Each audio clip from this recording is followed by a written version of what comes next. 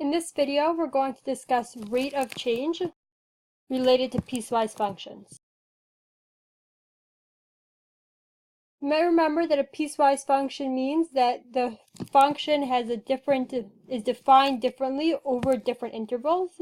So let's say we could have a piecewise function that's defined as x squared when x is greater than 0, and it's defined as x when x is less than or equal to 0. Not all piecewise functions are continuous. It happens to be that this one is. A common question that you'll be asked related to piecewise function is the rate of change over different intervals. So for example, they'll ask you the rate of change from 1 to 3, that would be over here, and the rate of change from -2 to -3 around over here. You'll be asked to tell them which rate of change is greater.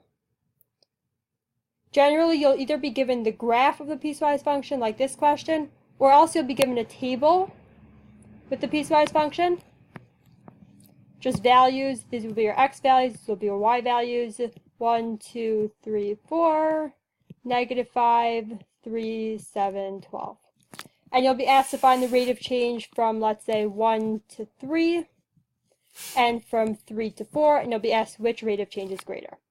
Let's look at a region question. We'll start with one from a graph, and then we'll do one from a table. This is question number 15 from the August 2015 Algebra 1 Regent. Firing a piece of pottery in a kiln takes place at different temperatures for different amounts of time. The graph below shows the temperatures in the kiln while firing a piece of pottery after the kiln is preheated to 200 degrees Fahrenheit. And then we have a graph. During which time interval did the temperature in the kiln show the greatest average rate of change? And then we have this graph. And we can tell that it's a piecewise function because over the different intervals, from 0 to 1, from 1 to 1.5, from 1.5 to 2.5, from 2.5 to 5, and from 5 to 8, we have different functions. And we want to know over which interval, 0 to 1, 1 to 1.5, 2.5 to 5, or 5 to 8, is the rate of change the greatest. So let's evaluate each of the answer choices. Let's start with choice 1. We need to know the rate of change from 0 to 1. That means we need to know the change in y values over the change in x values. Our change in x values are 0 to 1, and our change in y values are, at 0, our y value is 200, and at 1, our y value is 700. 200 minus 700 is -500, over 0 minus 1 is -1, so the rate of change for choice 1 is 500. Let's move on to choice 2. We need to find the change in y values over the change in x values. The change in x values is 1 to 1.5. At 1, our y value is 700. At 1.5, our y value is 900. 700 minus 900 is -200. 1 minus 1.5 is -0.5. -200 divided by -0.5 is +400. So we know automatically that choice 2 will not be the answer because choice 1 is greater. Let's check out choice 3. The change in x values is 2.5 to 5. Change in y values. The 2.5, our y value is 1300. At 5, our y value is 1640. 1300 minus 1640 is -340. 2.5 minus 5 is -2.5. -340 divided by -2.5 is 136. So automatically choice 3 will not either be the answer because choice 1 is greater than choice 2 and choice 3. Let's move on to choice 4. Change in x values is 5 minus 8. Our y value at 5 is 1640.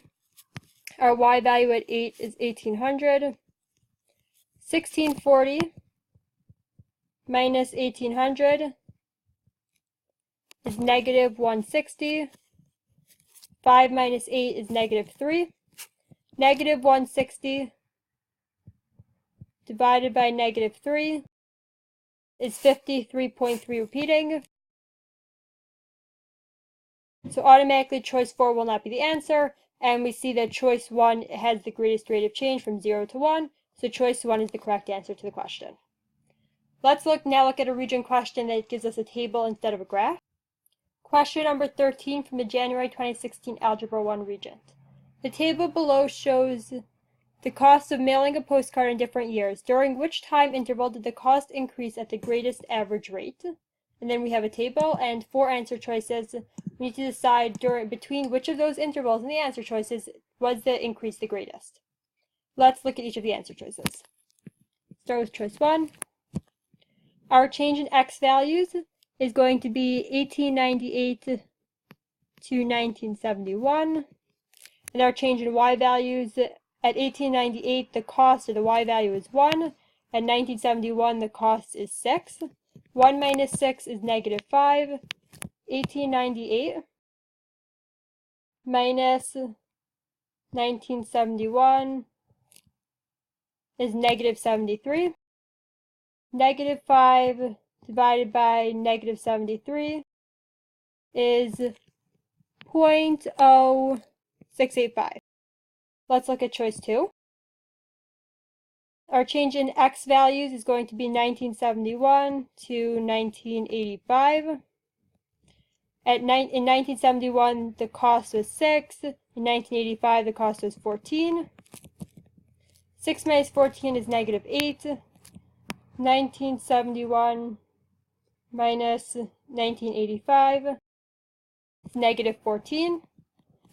Negative 8 divided by negative 14 is 0.571. So we know automatically that choice 1 will not be the correct answer to the question because choice 2 is greater. Let's check out choice 3. Our change in x values is 1985 to 2006. At 1985, the cost was 14. 2006, the cost was 24. 14 minus 24 is negative 10. 1985 minus 2006, negative 21. Negative 10 divided by negative 21 is 0.476. So we know automatically that choice 3 will not be the correct answer to the question because choice 2 is greater. Let's just look at choice 4. Our change in x values is 2006 to 2012. At 2006, the cost was 24. 2012, the cost was 35. 24 minus 35 is negative 11.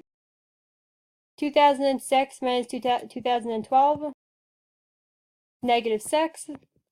Negative 11 divided by negative 6 is 1.8333 repeating.